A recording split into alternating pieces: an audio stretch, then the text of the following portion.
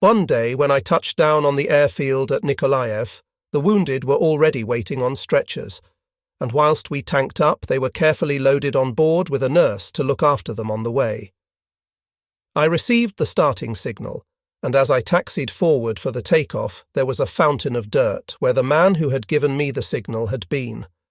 At the same time, I became aware that my machine was being fired on. Russians were over the airfield and my big 4-engined plane. It was Hitler's own, the D-2600, must have looked a tempting morsel for them. When I had gained sufficient height, I flew straight at one of the Russians. Our plane was completely unarmed, and I had 26 wounded men and a nurse on board. But at least the Russian could see that my machine was very fast, and he preferred not to wait for me. He turned away and disappeared in the clouds, and all we suffered was a few bullet holes. We flew to Königsberg to take the wounded men to a hospital there, and because of the lung casualties, we were not allowed to fly above a certain height. During this period, we must have flown back many thousands of wounded. And if there happened to be no wounded men, we would take leave men on board. One of these men was very grateful, and later on he found a chance of doing something for me. It was in Krasnogorsk prison camp, and a former lieutenant approached me, saying that he was in the clothing workshop. I had once flown him back on leave, thereby saving him days. Was there anything he could do for me now? In the end, he made me a warm cap, which I wore until my release. One day, Hitler ordered me to pick up the Yugoslav Poglavnik in Agram and fly him in for a discussion.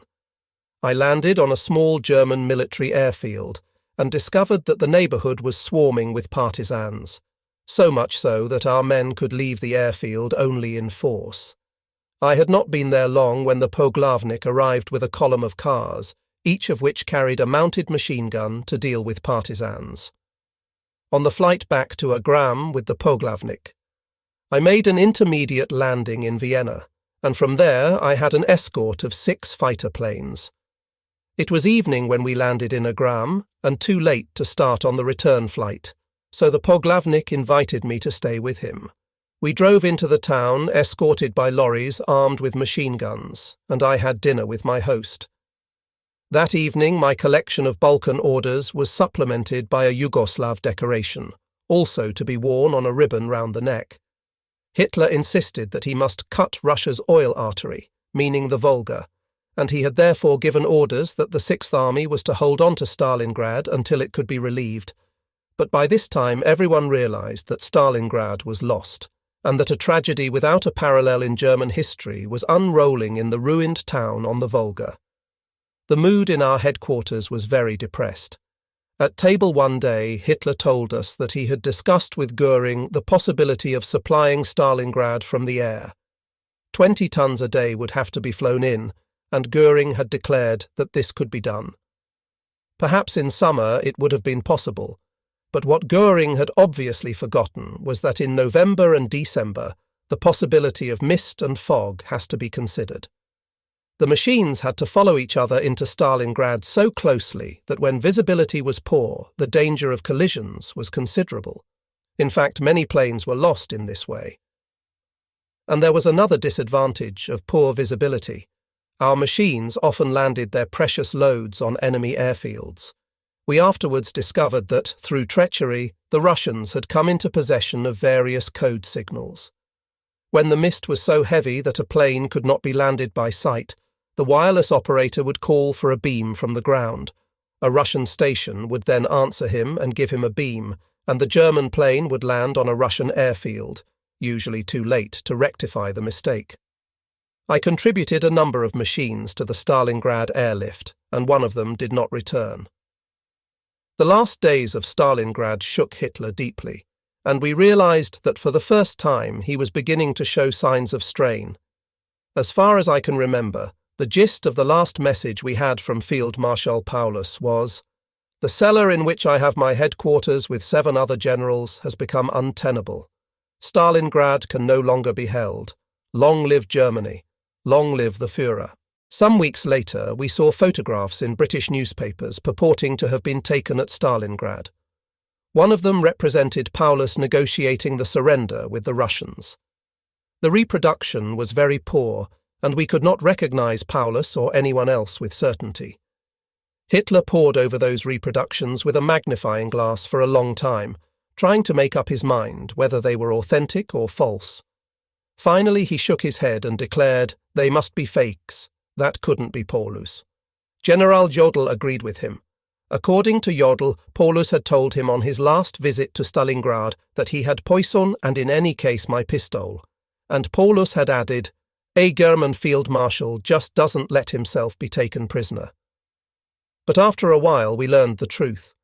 Those reproductions had certainly been poor, but they had not been faked.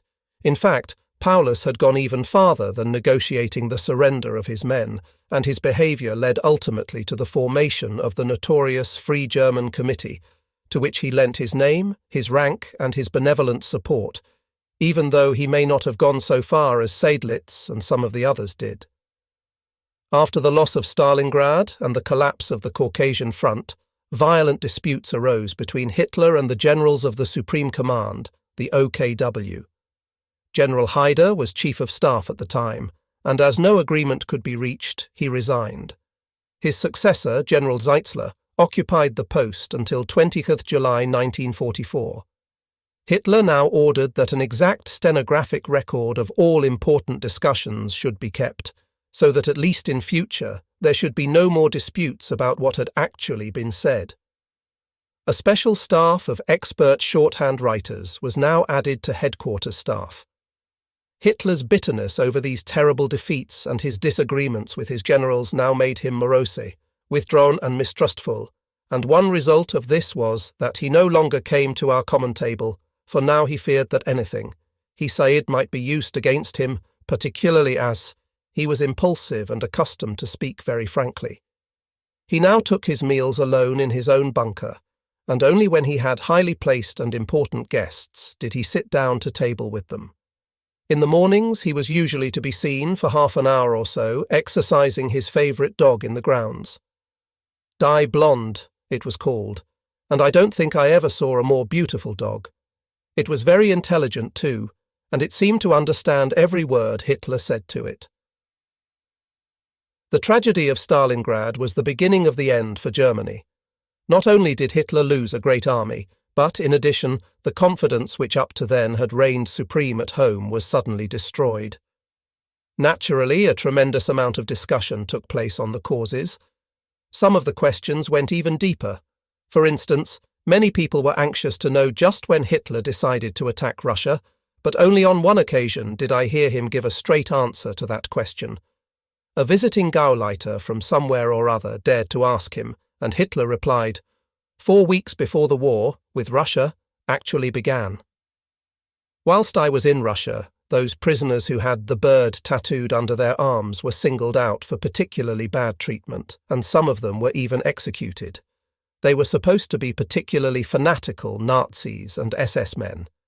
Actually, what they had under their arms was merely the record of their blood group, and nothing whatever to do with their particular state of mind or political outlook, whatever it may have been. I was present at Hitler's table, together with Himmler, Keitel, Jodl, and Professor Morel, when the idea was first mooted. Professor Morel expressed the opinion that in wartime, and even in peacetime, on account of the increasing number of road accidents, it would be a very good idea if every man, woman, and child had his blood group indelibly tattooed on his body so that in an emergency, a blood transfusion could be given at once, instead of, as at present, only after the doctors had discovered a patient's blood group. In this way, Morel declared, many lives would be saved which were at present lost because of the delay, caused by ignorance of the patient's blood group. Morel then suggested that every child should be tattooed with its blood group at the time of its inoculation against smallpox, which took place in its first year. Hitler thought the suggestion a good one, and Himmler immediately declared that he would introduce the tattooing into the SS at once. He did so, and within a few weeks SS men were being tattooed. Field Marshal Keitel also accepted the idea for the Wehrmacht, but as far as the army was concerned, the scheme was only in its preliminary stages when the war ended. But in fact, a good many people did have this tattoo marking who had nothing to do with the SS, for example, the displaced persons. But somehow the Russians, and others, I believe, got hold of the wrong idea. I can well remember German prisoners being lined up for inspection with upraised arm to discover whether they were marked with the terrible brand of Cain, i.e., with details of their blood group. If they were, they could hope for no consideration, and I have known very sick and seriously wounded men to be struck off the exchange lists because they had this marking. Professor Porsche, then a tank expert, but better known today as the designer of the famous Volkswagen and of a car that actually bears his name, was often flown to Hitler's headquarters to discuss various problems of tank design. On one of these occasions, the professor declared that the very best thing would be to fly him to all the tank commanders on the various sections of the front to discuss their difficulties with them at first hand. Hitler agreed and placed his own famous D-2600 at the disposal of Porsche. I, of course, flew him. In a week's tour, we came from before Leningrad right along the front into the deep south, and with us there were several of Porsche's experts and a number of tank officers. Every time we landed, Porsche went off by car to visit the nearest tank division. Outwardly, he was a small and not particularly distinguished-looking man, but he made a tremendous impression on everyone by his great ability, and during these discussions he collected a vast amount of valuable material which greatly facilitated the designing and construction of Germany's best tank types. A few weeks after this, I happened to be in Berlin. I went to visit him in his offices, as he had suggested, and there he presented me with a painting by Klaus Bergen of Smolensk on the Dnieper, with my condor in the air above it. With the fall of Stalingrad, the position on the southern front became very critical, and for a while it even looked as though the whole line might be rolled up. One night, Hitler decided that an immediate conference with von Manstein was necessary, so we took off at 02:00 and touched down in Zaporozhye at 06:00 hours. There were two airfields there, one in the southwest and another, larger one, to the east. I had landed on the latter. The discussions lasted some time, and we were there for 3 days, during which I lived in one of the huts near the airfield. The third morning, when I appeared at breakfast, I was told that Russian tanks had broken through from Dnipropetrovsk and were advancing towards the town along the very road which passed close to the airfield. Fighter planes had been sent out to deal with them, but owing to mist and poor visibility, they had returned without accomplishing anything. The weather was bad, and the cloud ceiling was down to less than a couple of 100 feet. Storch planes sent out to reconnoitre came back with the report that a score or so of Russian tanks were only 2 hours away, and that there was nothing between them and the airfield. I took a car and drove into town to report the situation to Hitler and ask for permission to take our planes to the airfield to the southwest of the town, where they would be safer. Hitler replied that this was unnecessary, as he would soon be there. When I drove back, I found the airfield commander doing his best to put the place into a state of defence. But the situation was not really one to inspire confidence, because there were no anti-tank weapons or even artillery available. Sure enough, the Russian tanks appeared after a while, 22 of them. But then, fortunately, Hitler came too, and as he was on board, our 3 Condors, whose engines had already been running, took off. As we flew off, 2 gigant planes flew in, huge 6-engined jobs, rather belatedly bringing up anti-tank guns to defend the airfield. Later on we heard that to everyone's surprise the Russian tanks had made no attack on the airfield, but had taken up their positions in a neighbouring kolkhoz, or collective farm, because they had run out of petrol. They would have found enough of it on the airfield. After a while, the crews even abandoned their tanks altogether. When they saw an airfield with scores of planes on it, no doubt they expected strong resistance and felt themselves helpless without petrol. This was the last Russian breakthrough for a while. German troops were brought up and the Dnieper line was restored. A bit of luck for us, was Hitler's comment when I told him the story. But supposing those Russians had known, General Huber was called to our headquarters to be decorated again. The diamonds were added to his Knight's Cross, and Hitler wanted to present them in person. After the ceremony, the celebrations went on until after midnight, but Huber insisted on leaving at 4 a.m. to fly to Breslau. His machine was ready for him at that time, and he arrived on the airfield with a number of others, including Ambassador Hewell.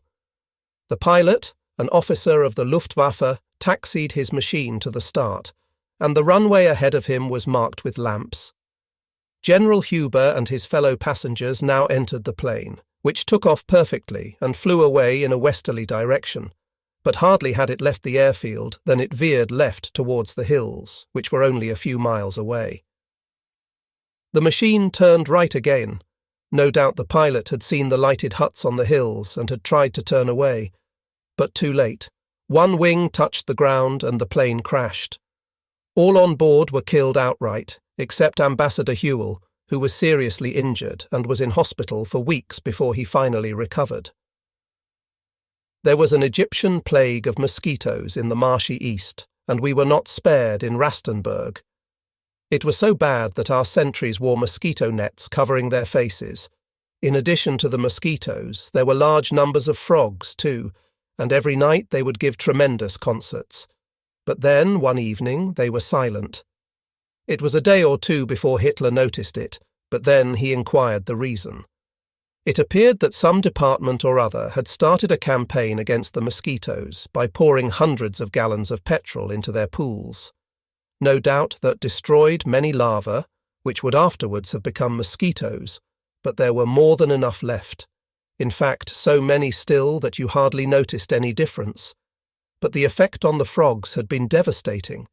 They had been wiped out altogether, hence the dead silence at nights, broken only by the whine of mosquitoes. Hitler was furious. "Did you ever know such idiots?" he exclaimed. "They set out to kill mosquitoes, but instead they kill all the frogs, which feed on thousands of mosquitoes daily." After that, the ponds and pools had to be cleaned out and the frogs reintroduced. Von Neurath went off to Rome on a special mission, and I was instructed to send a machine to the Italian capital to fly him back to Rastenburg to report to Hitler. This machine made an intermediate halt in Munich to tank up. The pilot was informed that von Neurath was staying an extra day in Rome, and that he should therefore remain in Munich with his machine. The pilot made everything ready for a takeoff the next day, and then went off to the cinema, leaving his wireless operator and his mechanic with the machine. But von Neurath did arrive after all, so they tried to find the pilot, but no doubt he was enjoying himself somewhere, and he couldn't be found. Von Neurath wanted to fly on to Rastenburg that evening, so the Luftwaffe provided a pilot, and the machine took off at 20 AUs.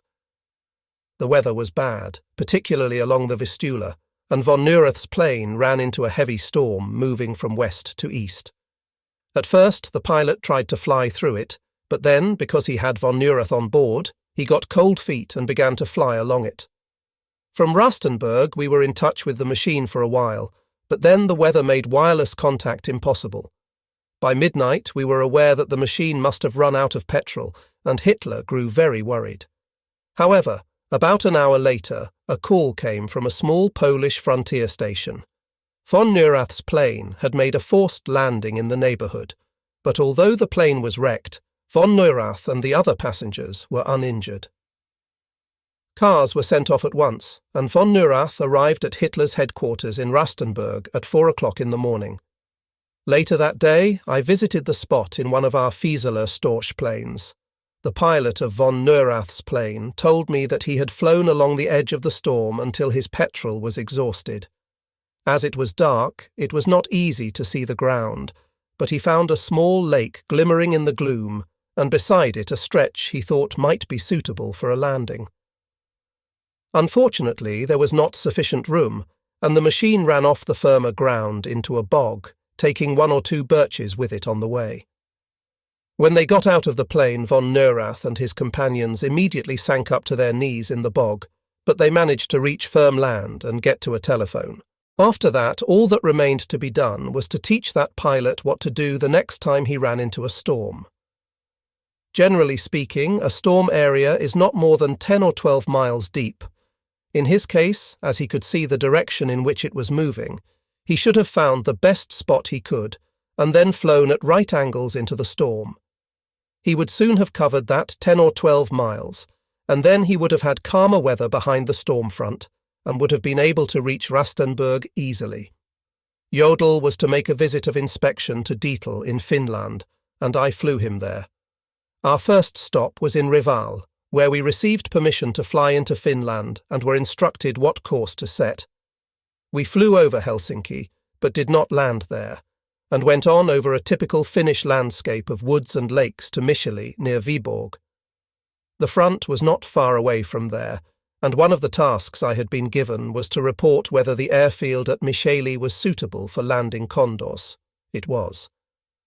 Then I flew on to Rovaniemi, where we were amiably received by General Dietl, who lived in a small Finnish house which had been presented to him. It was very agreeably furnished, and in the large living room there were several bearskins on the floor from animals which Dietl had himself shot, whilst on the walls were antlers from other animals he had bagged, together with sporting rifles and fishing rods, for Dietl was not only a good soldier, but also an enthusiastic sportsman. Whilst I was in Rovaniemi, I had an opportunity to ring up my observer from the First World War, Lieutenant von Hengel, now General von Hengel, whose sector was along the Polar Highway. He was astonished to hear my voice again, and warmly invited me to come and visit him. I would have loved to do so, but unfortunately I had to fly back again to Rastenburg with Jodl. A little later, I again flew to Sofia to fetch King Boris for a further conference with Hitler, to whom he invariably referred not as the Führer, as Germans did, but as our Führer. The next day I flew him back to Bucharest and stayed the night as usual in the German embassy. I had intended to fly back the following morning at 11 to Yor, but before I went, a messenger came from the king inviting me to come to the palace. As I was under no obligation to be back in Rastenburg at any particular time, I went there and was received at once by the king, who said that he wished to show me round his capital, which he then did, sitting at the wheel of the 200-horsepower Mercedes Hitler had given him, whilst I sat beside him. He showed me round very amiably, and everywhere he was saluted with respectful friendliness. He seemed to be a popular king. Then he drove me back to the palace, which was quite a small building, but set in an enormous park. When we arrived, the Queen and the two royal children, a girl of 11 and a boy of 9, were waiting for us in the palace garden. The tall, slim Queen was the daughter of King Victor Emmanuel of Italy, and she too spoke German. The king showed me over the palace, and then we went out into the grounds again to see his plaything, as he called it. It was a model railway with about half a mile or so of electrically equipped track. From what I could see of it, the king got at least as much fun out of it as his 9-year-old son. After that, we made a tour of inspection of the palace gardens and orchards with the Queen, and the king remarked that he would love to make a tour in my condor over his capital with his family. I agreed at once, of course, but the Queen equally promptly refused, declaring that she would not allow the life of the successor to the throne to be risked for pleasure. I should be frightened to death, she insisted. The children begged hard, for they were very anxious to go, and King Boris added all his powers of persuasion, but the utmost the Queen would agree to do was to go and inspect my plane. Before we left in his car, he took me to one side. "I think we shall be able to manage it, Bauer," he said, "but you must add your voice to help persuade the Queen." At the airfield, we went over my condor.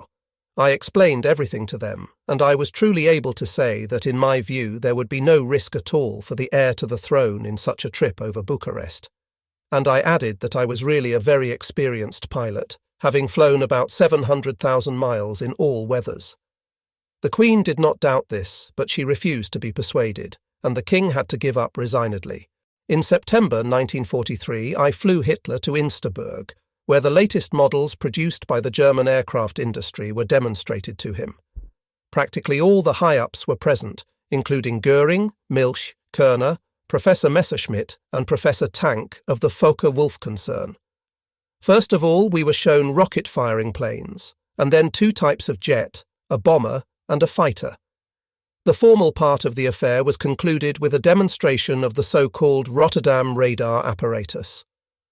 When I was on my own, I turned my attention to the models Junkers had on show. The Ju-290 struck me as specially suited for my purposes. It was a 4-engined job, and each engine was of 1,800 horsepower. I was inside this machine and examining it very closely when Hitler put his head through the entrance. I invited him to come in and examine the machine with me, and he did. He was not long in recognizing the advantages of a powerful, long-range, heavily armed plane that could carry 50 passengers. In the meantime, Hitler had been missed, and Goering was looking for him. He too looked through the entrance, and Hitler invited him in, telling him that I would very much like a Jabauer 90 for our flight. Goering immediately agreed to let me have one, but then changed the subject at once. Messerschmitt, it appeared, had undertaken to manufacture 1,000 jet fighters by the spring of 1944, by which time it was supposed that the Allies would launch their invasion. Goering then went on to say that all the necessary material was available, except the nickel for the turbines. Only recently, as Hitler knew, all available stocks of raw materials, including nickel, had been apportioned, so that unless other arrangements were made, there would not be enough nickel for the jet fighters. When Hitler, Goering and I got out of the U-290, Messerschmitt and Milch were waiting on the ground. Hitler confirmed from Messerschmitt what Goering had said, and then declared, "Very well, I'll see to it that you receive the nickel. You see to it that you produce them. The jet fighter is enormously important." But February 1944 arrived, and then March, but the jets did not. In the meantime, the German fighter arm was running into more and more trouble. The bomber hosts invading Germany were growing larger and larger. On some days, between 3,000 and 4,000 planes flew in, but there were no jets to meet them. No one knew why, though there were many rumours. Something was wrong in the Air Ministry, it was said. In any case, a little later Milch was deprived of his post. The invasion began in June, but there were still very few jets in the air, and our pilots in their old piston-engined planes were hopelessly outnumbered. Hitler wanted to congratulate the Finnish Marshal, Mannerheim, in person on his 70th birthday, so it was arranged that I should fly him to Micheli to meet the Marshal. At the test start, the machine showed a tendency to veer to the left. A check indicated that there was something wrong with the brakes on that side, so they were adjusted. But even when I took off with Hitler on board, there was the same tendency. However, we flew on towards Reval. It had been arranged with Helsinki that we were to have a Finnish fighter escort, and we picked up their squadron over the Baltic. The weather deteriorated rapidly, and it began to rain. Before long, I was flying at about 150 feet, and beyond Helsinki, the weather grew worse, so I had to go down still lower. By this time, only one of the fighters was left. The others had lost us in the mist, and on account of the heavy rain, the woods below us were steaming and there was less visibility than ever. Not wishing to lose us, the last Finnish fighter was flying very close, and because of the danger of a collision, I warned him off. Before long, we lost him too. However, we reached Micheli safely, and as I touched down, the tendency to veer to port showed itself again. I had to taxi between 700 and 800 yards, to where President Ryti, Marshal Mannerheim, and a guard of honour were waiting to welcome Hitler. As we rolled towards them, I saw men running and pointing, and then I saw and smelt smoke. Something was burning under our condor. We came to a halt, and Hitler got out of the plane without noticing anything. Whilst the ceremony proceeded, we got to work with chemical extinguishers. One of our wheels had caught fire. We discovered that once again our brakes on the port side had been out of order, causing friction and then fire. We had been lucky. Had we had the same long distance to taxi at Rastenburg, the wheel would have caught fire there at the takeoff, and I would have drawn up my undercarriage, folding the burning wheel up beneath our rump, dangerously near to over 200 gallons of petrol. And there would have been enough draft to encourage the fire. Later on, we saw the newsreel of our landing at Micheli. Hitler noticed the smoke and asked me what it was. Just a burnt-out brake block, I told him. There were more meteorological stations during the war than ever before, but their forecasts were not always as reliable as they might have been, because many of the new men had been hastily trained, and some of them were inclined to give oracular forecasts which were open to almost any interpretation. Accurate weather forecasting was particularly important for me, all the more so as arrangements were sometimes changed right at the last moment, so I asked that an experienced and reliable man should be seconded to us to fly with me. A Luftwaffe pilot who had flown General Dietl to Obersalzberg to see Hitler and was now to fly him from there to Graz, consulted my new weather merchant because, as he said, he was not an experienced mountain flyer and was rather doubtful about taking the direct route. The weather that day was mixed, heavy showers to be met with all along the route, but with bright periods during which there would be ground visibility. My weather expert advised Dietl's pilot not to fly the direct route, but to fly along the Alps to Vienna and then turn south. The pilot took this advice, and General Dietl arrived safely in Graz. The next day, the same pilot was to fly him back to Finland. This time, the reported cloud cover was at about 2,000 feet, and the upper ceiling at 6,000 to 8,000 feet. So although the Graz Meteorological Office advised the pilot not to fly over the Alps, but to fly first eastwards and approach Vienna over the plains, Dietl objected, pointing out that the clouds were high and that he knew the Alps well, and would be glad to get back into them as a change from the eternal flatness of Finland. He therefore instructed the pilot to fly from Graz over the valley to Judenburg, and then along the Semmering railway line over Mürzuschlag to Vienna. The pilot flew as Dietl had instructed him. They got as far as Mürzuschlag, but there the ground rises very sharply. The cloud cover was pressing down now, and they had to fly much lower.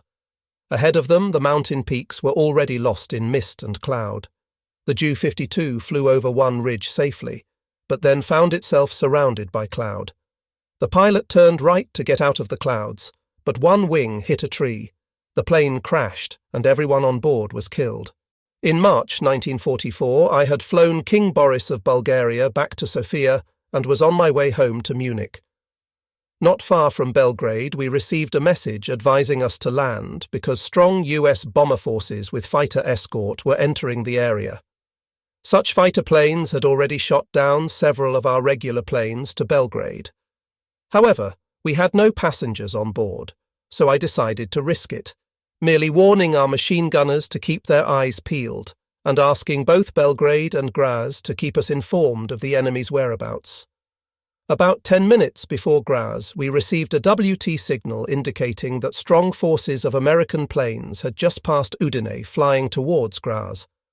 Around Graz itself the weather was very clear, but as we approached the Alps we found cloud cover between about 13,000 and 18,000 feet. I was flying at about 12,500 feet. The Americans now appeared about 5,000 feet above us. Several hundred bombers escorted by fighters and the Graz anti-aircraft guns opened up. At the same time, the bombs began to fall on Graz. I changed course to the northwest. So far, none of the fighters had spotted me, but they might do so at any minute. I remained close above the lowest cloud level and did my best to make an unseen getaway. Beyond Eisenberg, I flew over the Loben ironworks, and heavy flak began to come up. The firing was very accurate too, at the right height and all of it within a radius of 50 yards or so, with us in the centre. My propellers were constantly cutting through disagreeable little white clouds. I instructed Zintel to fire recognition signals, but he found it very difficult to get the cartridges into the rocket pistol and quite impossible to fire them. As we discovered later, the cartridges were covered with an extra thick layer of colourless lacquer and wouldn't slide into the chamber properly. In the meantime, the firing went on, burst after burst of it. Our windows were holed, our wings were hit by splinters, and one of our tanks was leaking. As we were unable to give recognition signals, my wireless operator put a PAN or Air SOS call through to Munich, telling them that we were being heavily fired on by our own flak, a message which caused consternation. After about 5 minutes, we were out of range, and we got back to Munich, where a couple of days' intensive repair work put us in order again. 2 weeks before Mussolini was arrested, I flew Hitler to Treviso with Field Marshal Keitel and General Jodl. By 16 hours, we were back on the airfield again. It was easy to see that things had changed in Italy. The population kept well in the background, and there were no enthusiastic crowds this time. In fact, the whole atmosphere was cold and hostile. Hitler pretended to have noticed nothing, and when he took leave of Mussolini, it was with stressed warmth. At the takeoff, my outer starboard engine began misbehaving, but we got away all right. The weather was bad over the Brenner, so I flew via Udine to Wiener Neustadt and on to Vienna, and from there to Obersalzberg. We hadn't been flying long when the engine which had been giving trouble cut out altogether, and I had to make do with 3 engines. But we arrived safely. It appeared that in the special train which had taken Hitler to the conference, Italian officers had tried again and again to separate Hitler from his companions, and this mysterious affair took on a sinister air a couple of weeks later, when we heard of Mussolini's arrest. Jodl in particular was furious, because during the conference, the Italian General Staff officers had made promises and accepted undertakings, which they could obviously have had no intention of keeping. Hitler was very upset by the fate which had befallen his friend Mussolini, and he immediately made plans to release him. The coup was very daring, and it succeeded. But when Mussolini arrived at our headquarters, he was obviously a broken man. He had lost so much weight and he looked so ill that it was not easy to recognize him at all. Hitler handed him over to Professor Morel for treatment. After Mussolini returned to Italy and took up his headquarters near Milan, Morel kept in touch by telephone until one day the Italian doctors informed him that his treatment was no longer necessary. The patient was completely well again. Things began to break up in Bulgaria too, and a couple of weeks before his death I flew King Boris from Sofia to Rastenburg. On the return flight the weather was wonderful, but although the king, who had in the meantime become an enthusiastic flyer, greatly enjoyed the flight, he was unable to conceal his depression. He had staked everything on our Führer, and now he was compelled to realize that his card had been trumped.